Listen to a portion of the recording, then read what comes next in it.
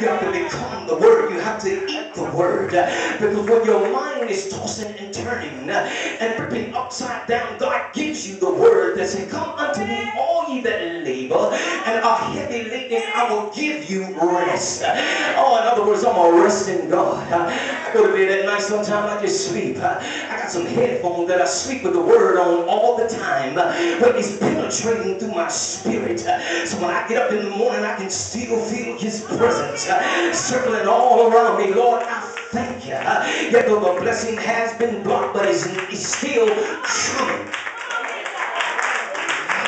Let me say this to you tonight. Y'all are trying to build this thing, and God has already done it. It look like it ain't going to happen. Don't it look like God always put a little shaking in it? In other words, you ever ride a plane, my God, you're going to experience some turbulence because it makes you afraid a little bit, but don't be afraid. Get with the man of God and begin to do as he said. He prophesied in my life some things, my God, that have been coming to pass. I've been seeing it happen. Y'all got a true prophet. Y'all better kill the man of God, and it's going to come. You know what? God will expand this place. Can I go into the text a little bit and mess you up? Watch this. I like this particular writer, Mark, because Mark begins to write, and when he wrote this, he wrote it in twofold, that we may understand what goes on in our life to signify the very fact that God hasn't forgotten about us. Watch this now. When you look at verse 22, he said, behold, there cometh one of the rulers of the synagogue, Jairus by name, and when he saw him, he fell at his feet, and besought him greatly, saying, my little daughter lieth at the point of death. I pray thee, lay hands on her that she may be healed and she shall live. In other words, Jesus was doing so many miracles that this individual who's a ruler of the synagogue, one of the individuals on the inside, he knew something about Jesus. Yet when he stepped off the boat and he said, that's the one that can do the very thing that I need. It's something about Jesus when you call his name. If I call on him, he got to show up. Because from the heavens, baby, he got to do something for you. He said, my child is calling me. I got to see what they want. But here Jerry is now in a pit of a struggle because his child is lying at sickness. Now when your children get sick, you say, Jesus can do it. You find yourself laying hands. But you got to have enough faith to understand that God is able to do it. He's the one who's blessing. Watch this now, and they saw him greatly. 24, he said, and Jesus went with him, and much people followed him and thronged him. And a certain woman which had an issue of blood, I'm going to park it right there. Here now, Jesus comes on the scene, but the individual who's really in need is the one who's standing there because his daughter is sick. Oh, Jesus, I know you can come and lay hands on her. In other words, it should have been like the centurion. It says, speak the word. My God, because if God said a word in your life, it has to come to pass. He's not a man that he shall lie. But here's the individual in the depths of his struggle, and all of a sudden the crowd just thronged him and bum rushed him. My God, they ran over top of him. They just moving and pushing him forward. And poor Jairus, it looked like he's standing in the back. You ever been somewhere when we was out there in the world running? It looked like when something break out, everybody started running. You said, what we running for? My God, but Jesus happens to be in town. But Jairus is saying, I'm the one that's in need. But I understand that your blessing been blocked. But sometimes God said, I gotta wait. I'm going to teach you some patience. I understand that you're in need of the very thing that you're in need of. Now watch this now. Here's a woman with an issue of blood. Somebody sometimes is scrambling a little bit more than you.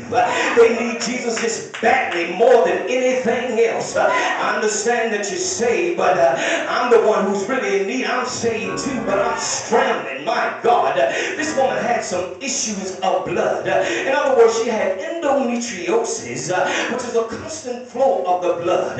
She can't have children, my God. Spend her money everywhere. The doctors can't do nothing for her. And can you imagine then folk begin to talk about her? She becomes the pinnacle of their conversation. Child, I wouldn't go in that house if I was you. That house is a quarantine. My God, she got got roaches everywhere. Some people just dog you out for the simple reason they don't understand God is working on your behalf. So what if the prostitute is on the corner? God said, if you don't praise me, I'll raise up the rocks and they'll cry out and they'll begin to praise me. So you gotta have enough nerve to sit up in God's house and don't open your mouth where God has already begun to bless you and already moved on your behalf. Don't push me tonight because I'm ready. I got a sword. My God, I'm gonna tell you tonight. If you look at this woman, she's dealing with some issues that's greater than anybody else. Now, according to the Pentateuch, the Torah, the law, and so to speak, according to that, she's supposed to be crying, I am unclean, unclean.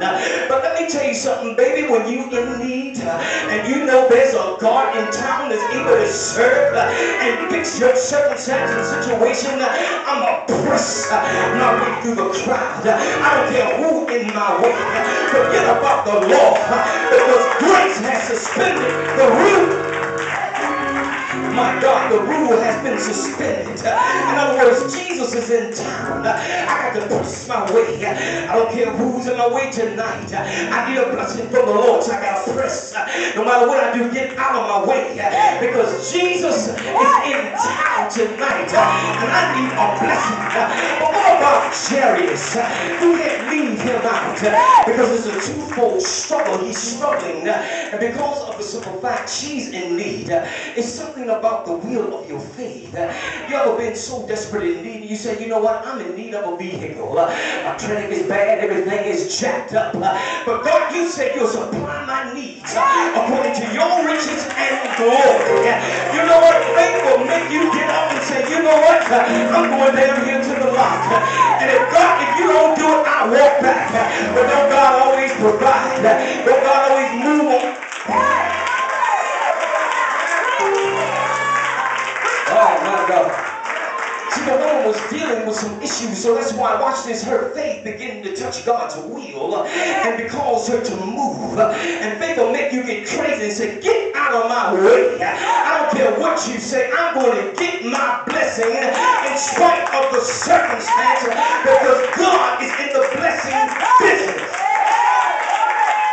Oh my God, my God. Watch this now, watch this. Poor Jairus now, because sometimes you got to fall on your knees. Lord, if I have to crawl, if I have to beg you, my God, I'm going to do what I got to do to get my blessing. She was more in need than anybody else. But what about Jairus? He's standing back, preacher, and he's standing back because he said, oh my God, my daughter is sick. And he was on his way to do the very thing that needed to be done. But he looked back the crowd and pushed me back. And now I'm the one that's standing in the back. Lord, I'm in need of you. I need the blessing more than anybody else. Lord, I'm struggling from the pit. My God, Lord, if you don't help me, I'm going to lose my mind. You ever feel like that sometimes? Lord, I need some help. Lord, forget the long prayers, the pretty prayers. I just need some help from the sanctuary. My God. Watch this now. Watch this. 29 says, straight away the fountain of her blood was dried up. God healed. God is in the healing business. All you got to do is touch him tonight. God just wants you to touch him for anything that you want. Just touch me. My God, just reach out and touch him tonight. Watch this now. And Jesus, immediately knowing in himself that the virtue had gone out of him, turned about the press and said, who touched my clothes? He know who touched him. God is omniscient, present by his spirit, so he sees everything. And his humanity couldn't be everywhere at one time. But so much power going forth, my God. That's why when you're sick, when you call on God, they look like his power just shows up in the middle of the night and begin to comfort you. And you got a nerve to sit here and say, Lord, I won't praise you. Let me tell you something. God did something for me. Because I fell asleep in the car. And my car was in the other lane going head on. And I got a nerve. Let me tell you something. When he woke me up, I could have been head on. I was supposed to be here tonight preaching. But there's a God somewhere. And that's why I got to pray.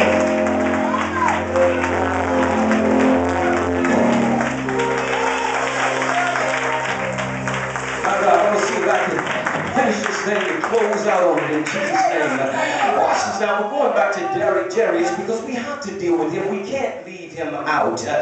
Because the simple reason he's hurting, it becomes a need from the psychology point of view. The mind begins to wonder. I'm going to pray to God and seem like